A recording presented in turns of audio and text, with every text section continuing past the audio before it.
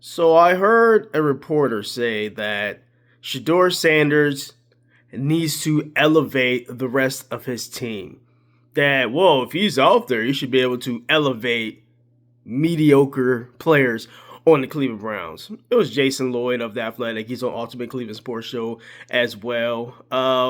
He said a lot of things about Shedeur, man. He said a lot of bad things about Shedeur. If we're just gonna be frank about it. Hey, stand on business, partner. Stand on business. But yeah, I'm just thinking about that, and it's crazy that somebody would say that he needs to elevate everyone around him as a rookie quarterback making his fifth start. So he's supposed to rise the boat. He's supposed to rise all tides, as they say. But he has the 32nd ranked receiving core, according to Pro Football Focus. He has the 32nd ranked receiving core in the NFL, according to Pro Football Focus. So he's supposed to raise the level of mediocrity with the Cleveland Browns. He had better talent around him at Colorado. And three of his receivers that he was throwing to, if you do remember, Shedeur was eighth in the Heisman voting last year. You know who won the Heisman Trophy last year? It was Travis Hunter. Who was throwing the ball to Travis Hunter the whole entire season to make his numbers really good so that he would win the Heisman? It was Shedeur. So you place some good players around Shedeur at Colorado. Colorado isn't exactly a blue blood. He won 9 games with Colorado with talent around him. All right. They had a bad offensive line there, and he made it work because he had talent around him. You put talent around Shedeur, he is going to reap you benefits. If you put mediocrity around Shedeur, yeah, it's going to be tough for anybody. I just saw Jackson Dart throw for 33 yards. What does he have around him? He got a bunch of mediocre players around him too. Malik Neighbors, he ain't there right now. He's a legit number one receiver. So I'm just saying, man, you need talent around you. You can't do it all on your own from the quarterback position. And that's what people that don't like Shedeur, they don't want to add that context into the fray. They act like it's just Shedeur out there and he's the quarterback and he's just supposed to make everybody better when everybody around him isn't very good. Like the offensive line, I don't know what 72 was doing on a play. There's a play in the end zone where I think it was 3rd and 32. Shedeur barely, the play before, he had an intentional ground and barely got the ball out to get sacked, but he got intentional grounding. And people are like, well, Shedeur had intentional grounding. He had sacks. If you go back and watch that play on film, I believe the left tackle or the left guard, they get blown up immediately. And actually, my bad. That's a different play. That's the play he got sacked on 4th and 2. All right, so on 2 crucial plays in the game, the intentional grounding, I believe it was the right guard on that intentional grounding one, gets blown up. The 4th and 2 play with 5 minutes left. If you look at the left side, Rousseau beats, I think it's Robinson. He beats him like a drum. You're 4th and 2, and you don't allow your quarterback any time. Shedeur had no chance to get the ball. I literally heard people like, oh, you got to get the ball out on 4th and 2. How are you supposed to get the ball out in less than 2 seconds when somebody is on your butt getting you for a sack? Shedeur saw it late and he tried to get out the pocket, but Rousseau already had a beat on him and he got sacked. So let's add some context into the fray when you talk about Shedeur Sanders. His offensive line is trash.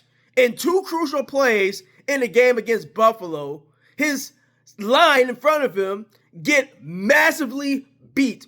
What are you supposed to do as a quarterback at that point?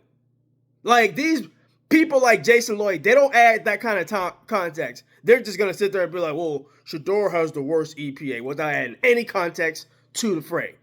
That's how you know that some people in legacy media have a clear agenda against Shedeur. Because they'll throw something like that out and be like, well, that's what the numbers say, without adding any context on top of that. Well, he got the worst EPA. Well, what about the offensive line? You have to add some context when you say some stuff like that. Because when you say something like that, you insinuate that Shedeur Sanders is the worst quarterback in the past 25 years. When you say something like that. If you say a stat like that, that's what you're implying. You're implying that. The implication is that you believe Shedeur is the worst quarterback. So if you were going to say that, you need to follow that with, yeah, because of that, I believe Shedeur is the worst quarterback. You can't hide behind that stat and then be like, I didn't say that Shedeur was the worst quarterback. You implied by saying that he is the worst quarterback. So yeah, don't be toe tapping. Don't be super passive aggressive. Jason Lloyd of The Athletic. He really gets under my skin, if you can't tell. But anyways, a lot of Cleveland media members do. Because frankly, a lot of Cleveland media members, they freaking suck. They suck at their jobs. They don't know football. They don't watch all 22 film. They don't watch any breakdown. I would suggest, hey, why don't you just watch a 15-minute clip of Chase Daniel breaking down what Shedeur did in the Buffalo game. 15 minutes of your life. It'll change your perspective of how you bring up football topics. But the legacy members of the media, they won't do that. Everything they do is narrative-based and it's propaganda-based. They don't want to have an actual opinion that's rooted in facts, added with nuance, added with an eye test, added with other stats that favor Shedeur. They just want to look at the negative without even adding context to it. So, I mean, how is Shedeur supposed to, with all of the mediocre talent around him, raise the level of play? You give Shedeur at least some competent wide receiver play. Not 32nd best, but if you give Shedeur like the 20th best receiving core. Like not even like top 10, just the 20th best receiving core or the 20th best offensive line. I mean, Shedeur's already thrown for over 1,100 yards in 5 starts. Well, 5.5. He's already, in 5.5 games, he's thrown for more yards than Dillon Gabriel did in his 5.5 games. By almost 200 yards. Well over 200 yards. But I hear people like, oh, Dillon Gabriel, he had 7 touchdowns and 2 interceptions. Shedeur had 6 and 8. 6-8, 6-8. I can tell, like, it's just watch the games. Just watch the film breakdown. You cannot tell me with a straight face that you thought Dillon Gabriel played better or plays better or understands the game like Shedeur Sanders does. If you say that, you lost me. Anybody with any like amount of respectability that was a former quarterback, no quarterback that I've seen that's breakdown film is saying that Dillon Gabriel is even on the same playing field as Shedeur. Nobody. Only people saying that is goofy reporters that don't watch film breakdown at all. They're the nerds. They talk about analytics. I don't care about analytics. I care. I mean, I do care about analytics, but I don't care to the fact that they're just the tell-all be-all. You have to add some nuance when you're adding stats. You have to add some nuance. The eye test. What does your eyes tell you? You can't just be like, well, yeah, he's the worst EPA. Well, all right, so he's the worst EPA. He also had 10 passes of over 30 plus yards in his first 5 starts. It's the most in the NFL since 2000. That was a graphic that they showed in the Buffalo Bills Cleveland Browns game. They showed that graphic at the beginning of the game. You can go back, you can look at it. They showed that graphic.